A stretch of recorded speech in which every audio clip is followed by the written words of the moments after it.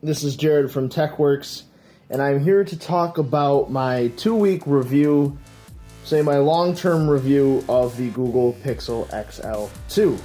So it has been great using this phone, especially from I was with an iPhone. Everything I love about Android is certainly in this phone. You know, I love Google, I love Google's ecosystem. Everything so far has been great. It is probably one of the best, if not the very best, possible experience with Android you could have. So the Pixel X2 brings a lot to the table. It has what is considered the best camera right now in a smartphone for many reasons. It's IP67 water resistant. It has the full screen display, dual front-facing speakers, has a decent battery, fingerprint sensor on the back, and Google Assistant, along with many, other little features here and there. This phone, without a doubt, is probably one of the best Androids, period, right now. There is plenty of others on the market that are very good also, like the Note 8, the S8 and S8 Plus now are very discounted at this time. Tons of sales for the winter.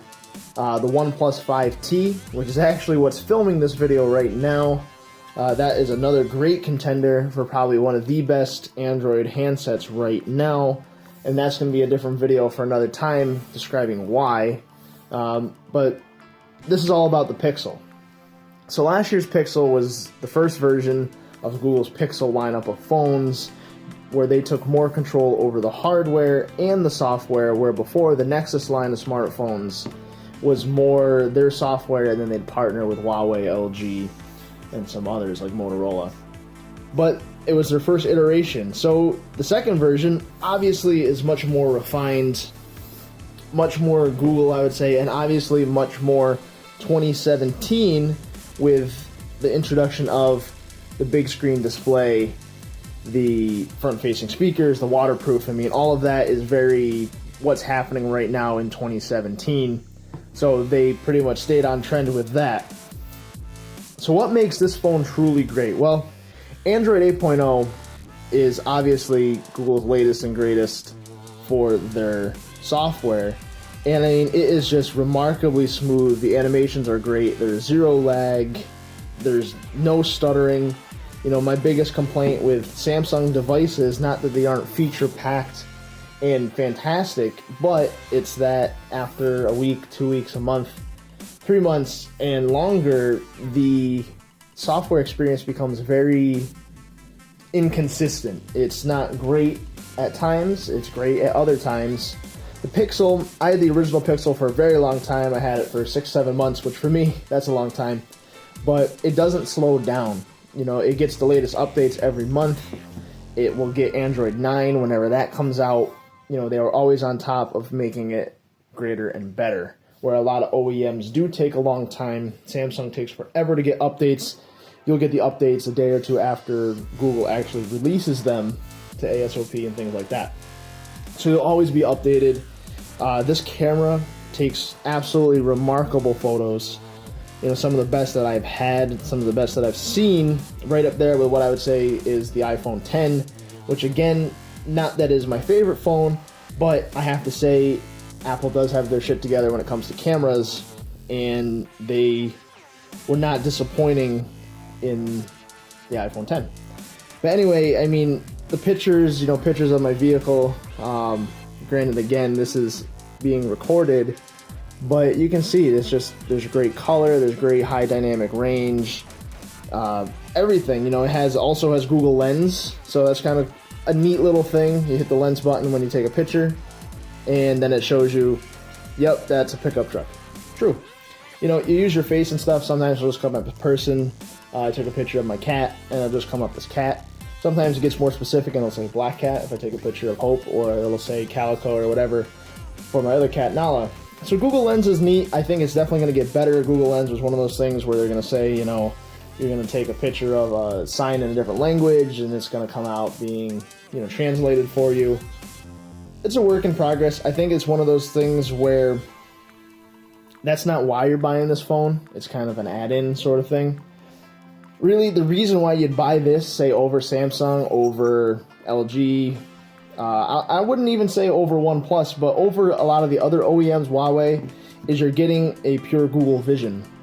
And well, what does that mean? Well, it conforms to their material guidelines as far as all the designs, all the icons. Android Oreo obviously is nice and updated, nice and fresh, will continue to be. The animations are good. It doesn't have anything related to carrier bloatware. So I don't have Verizon, but for me to get this phone, I did buy the Verizon version from my local Best Buy. And what that actually did is almost nothing. It came with a Verizon SIM card. I took that out. I put it in my T-Mobile SIM card. Perfect service, all the same bands. Whether you buy the Verizon version or the unlocked version from Google Store, it's still the same phone. There is actually no difference, whereas a lot of other phones are carrier locked, which a lot of people know. This one isn't. So you buy it for Verizon, you can go to Verizon, you don't have to be on Verizon, you can take it basically anywhere. So this phone that I did buy was the all black version.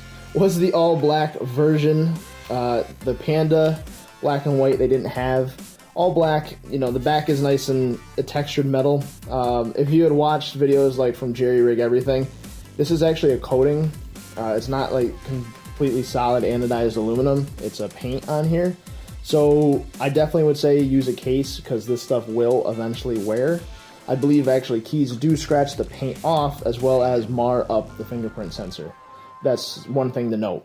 You do have the glass panel up here, which does, I believe, look better, to me at least, than the original Pixel. You have a small camera hump, and the glass isn't covered by the glass doesn't cover the flash, but it is there and is flush. You have the little embellishment of the Google logo, and if you can see there's just two little, very transparent regulatory markings on the bottom. But, I mean, overall, the device feels good. It's a nice, solid, built device, I would say. You have your SIM tray on the left-hand side with no other buttons. It is single SIM, no SD card slot.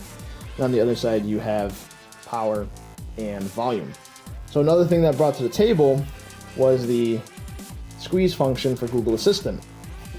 Now, I can honestly say I truly haven't used the squeeze Google Assistant a lot. I would actually say the hot word more, and I'm just not going to say it or else my Google Home's going to go off, ruin my recording. But I use the hot word much more than the squeeze function. Actually, a lot of times, I don't know how, but in my pocket, it sets it off. So that's here or there. I could turn it off. It's really not a big deal. I didn't buy the phone for the squeeze feature. It is fast charge USB-C. However, it is not the fastest fast charge. That would be the OnePlus devices. The dash charge is, far beyond anything right now. And I did buy the Google Fabric case because I thought it was really unique. So I'm a fan of cases because, for this channel, for myself, I buy all my devices. Unfortunately, I'm not sponsored. So I buy them all. I want to keep them looking good because in order for me to get more devices, I generally resell the ones I had. So I'll keep a phone for 2-3 months, however long, buy another one, and while that one's coming, I try to sell this one. Big shout out to Swappa, that's who I use. So if you're looking for a good used device, Swappa definitely is the place. I'm not sponsored by them, I'm just saying I've had great experience with them. So I keep them looking good. Now the Fabric case, this is like a white and black graphite, I think they called it. It's fabric. It actually legitimately is fabric. So it will get dirty from your hands, from whatever, your pockets. You might get some blue jean dye on it. So you can clean it a little bit, soap and water. It's not super thick. I don't like having a huge bulky case, especially when devices now are so slim and nice. Having a giant case, for me, at least defeats the purpose. The bottom is open. Now, everything else is covered. I don't understand why they wouldn't have put, did this come through, but, whatever. Design choice. And you have an off-color button, which is really cool. A lot of people notice it because it is so different. It's not just flat black or texture black or rubber. So that's cool. It kind of reminds me of something unique like Sandstone, what OnePlus does. As far as performance of this phone, it has the Snapdragon 835, which is pretty much the normal for 2017. 4 gigabytes of RAM. This is the 128 for storage. All the usual stuff. The camera is a lower megapixel count, but Google's technology, their algorithm, their whatever, makes the pictures what they are, right? Anyway, so back to the phone. This is a great Pixel. It doesn't have wireless charging like Samsung, or now you could say now not like the iPhone. It doesn't have IP68 like Samsung's devices. Doesn't have a headphone jack. But really, a lot of those things, I would say, aren't wholeheartedly things that people always look for. I think people do look for water resistance. Wireless charging is great. I do enjoy having it now. A lot of vehicles actually have a wireless charger built in. But again, I wouldn't say that I go out specifically looking for a device that has wireless charging. Same with the OnePlus. The OnePlus is one of the very last smartphones that have a headphone jack, at least in a flagship level device. So, Pixel's great. I've had a great couple weeks with it. I think it's fantastic. I think that it's only going to get better with new software, new changes, new things like that. I do want to actually compare this to the OnePlus 5T, just because I would say out of most modern flagships today, those two are going to be offering you the best experience totally. I know a lot of people have complained about the viewing angles on the Pixel screen, and sometimes I do see a slight blue shift. Granted, right now my wallpaper is white and blue, but it really doesn't freaking matter. Like, who's gonna be honestly looking at your phone like this? Like, oh, I'm gonna check my text messages looking like this. I think it's another thing to pick on. I think it shouldn't be there from a production standpoint, but I don't think that it's a standout make or break sort of thing. As well as a screen burn-in, well, a screen burn-in is definitely much more of a problem. I obviously don't have that yet. The phone's not that old, but when I actually picked up an original Pixel, my screen did get a screen burn-in, and I will say one of the easiest warranty problems that I've dealt with was that burn-in. I contacted Google through their Google support right through the phone. Said, hey, my screen's got a screen burn-in. Sent them some screenshots the best I could. I sent it to them, and really within, I believe, a week, I had the original Pixel back. Not the same one, but I had a brand new Pixel sent back to me. So that's kind of cool. I say brand new, let me rephrase, it was in the original box with all the original accessories, and it looked brand new. If it was refurbished, well, I couldn't tell, and honestly, they didn't make note of that. But their support's really good. I haven't seen any issues with mine. I know people do see issues. I noticed people did complain about the saturation of this panel when you first take it out of the box. There is settings in the display where you can go and actually bump up the contrast a little bit. Now, it's not huge. You go to advanced and you go down to colors, and you have boosted, natural, or saturated. And I chose boosted just because it did make the colors pop just a little bit more. It is very contrasty. The screen's very nice. It looks good watching videos. I really don't see an issue with it. It definitely isn't as contrasty as the AMOLEDs of Samsung, but this isn't a Samsung phone. I don't think it's a make or break sort of thing. People might even think that the AMOLEDs of Samsung are oversaturated. It's so much of a personal preference thing, it's not even too relevant at this stage of the game. But really, I couldn't recommend this phone more. Only downside being this is a pricier phone. So off contract, without a promotion from Samsung or Google, this phone was $900 and some change, $950 I think, and then it turned out to be $1,025 with tax for the 128. Now, the little brother to this phone, the normal Pixel 2, is basically all the same internals with the difference of the screen size and probably the battery. So the Pixel 2 has the normal bezels, iPhone-esque bezels, or the original Pixel bezels that you have grown accustomed to. Other than that, everything else internally, the cameras, everything about the phone is the same, just smaller. So that is a cheaper option. This is a pretty large phone. I mean, my hands aren't super small. They're not super big. But, you have a hard time if you're holding it traditionally with your pinky under the screen, reaching all the way to the top but you do have the help of the fingerprint gesture swiping down to get to your notifications. Battery life has been fine, hasn't been, outstanding. This is a lot of pixels, this is a lot of screen to power by the phone, especially on YouTube and things like that, and recording. So, when you do strenuous activities, the battery does drain. If you do a lot of social media stuff, it will drain. It is definitely not the most power efficient phone because it is a Quad HD display versus, again, I compare it to the OnePlus a lot, but I would almost say it's one of the biggest competitors, especially on price and features. They do a 1080p display, save battery life, even though it is a better looking display, it's still 1080p. So it saves battery from there. Has a quick charge. I know I've said that before. So really, the Pixel is great. I definitely am going to use this more.